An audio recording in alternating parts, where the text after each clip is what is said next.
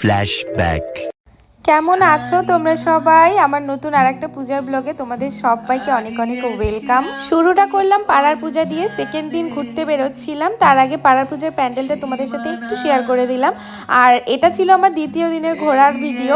আগের ভিডিওতে তোমাদের আমি বলছিলাম যে পূজার পরের দিন থেকে প্রচুর পরিমাণে ভিড় হয়, আর সত্যি সত্যি তাই। দেখো একেবারে এত ভিড়, এত লাইন, মানে অনেকটা রাস্তা হাইটে নিয়ে তারপরে তোমাকে প্যান্ডেলে ঢুকতে হবে।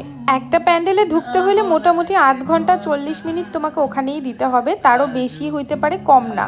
আর রাস্তা এতটা ব্লক করে দিছিল যে আমাদের এইভাবে দড়ি টপকায় যাইতে হচ্ছিল, কারণ রাস্তার মিডিল দিয়ে সব জায়গা দিয়ে দড়ি এইভাবে বাইরে দিছিল যাতে কোনো গ্যাঞ্জাম না হয়। তবে আমরাও কম না, একটা সামনের প্যান্ডেল দেখার জন্য 1 কিলোমিটার ঘুরে কে আসবে বলো, আমরা দড়ি টপকাই চলে আসছি। এখন যে থিমটা তোমাদের সাথে শেয়ার করতেছি এটা কিন্তু ওই প্লেন ক্র্যাশের ঘটনাটা তুলে ধরা হয়েছিল। সেদিন দেখা হয়েছিল, পূজার দিন বেরোয় নিয়ে এই দুইটা প্যান্ডেল দেখা বাকি ছিল। আগে যেটা ঢুকলাম সেটা, আর এখন যেটাতে ঢুকবো সেটাও বাকি ছিল। তবে সব জায়গায় সেম কাহিনী, প্রচুর বড় লাইন। তবে এইখানে আমাদেরকে অত লাইনে দাঁড়াইতে হয় নাই। পেরিয়েছি কবে কোন কালে। দেখলা তো কিভাবে লাইনের ভিতর দিয়ে ঢুকে যাইতে হয়?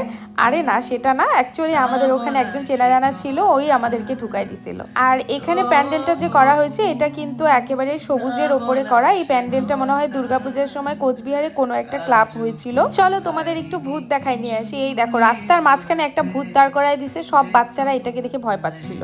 তারপর একটু ফাঁকা প্যান্ডেল পাই, একটু ক্লিপস নিব না, এটা তো হইতে পারে না। যাই হোক, তোমরা অনেকেই জিজ্ঞেস করবা এই ড্রেসটা আমি কোথা থেকে নিচ্ছি, লিঙ্ক চাইলে আমি দিতে পারবো না, কারণ ড্রেসটা সম্পূর্ণ কাস্টমাইজ করে বানানো।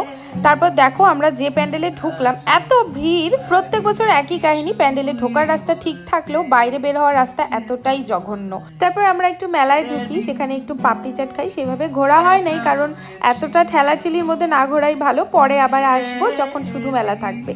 প্রত্যেক বছরের মতো এই বছরও আর্ট এক্সিবিশনে যাই, সেখানে একটু ঘোরাঘুরি করি। তারপর আমরা যাই ভালো একটা রেস্টুরেন্টে খাওয়া দাওয়া করতে।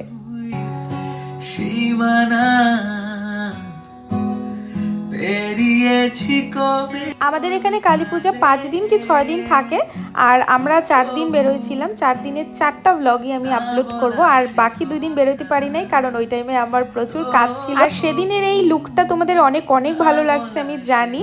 আর এই মেকআপটা আমি কিভাবে করছি যদি দেখতে চাও কমেন্ট করো। আমি যদিও টিউটোরিয়াল করতে পারি নাই, তবে আমি আলাদাভাবে টিউটোরিয়াল করে পোস্ট করে দিব। আজকের ভিডিওটা এই পর্যন্ত, আবার দেখা হবে, টাটা।